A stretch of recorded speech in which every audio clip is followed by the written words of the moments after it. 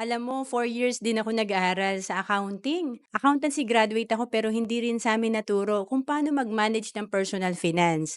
Ang alam lang natin, yung asset, liability, pero sa kumpanya. Karamihan, talagang baon sa utang or unstable ang financial foundation.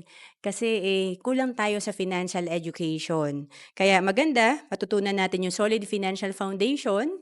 Ito yung paano ba magiging matibay ang ating financial house na parang alkansya, na dapat pala meron tayong healthcare, life insurance, walang mga utang, may emergency fund at investment. And paano ba natin masisimulang ma-build ang ating financial foundation? Dito ako nagsimula sa Kaiser, tinatawag na level 1 investing kasi tatlo na agad yung meron ka.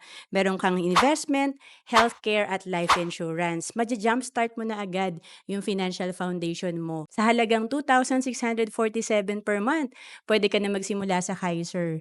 And ito ay 7 years to pay lang. To know more about Kaiser, message mo lang ako sa FB, Roan Celis Capistrano.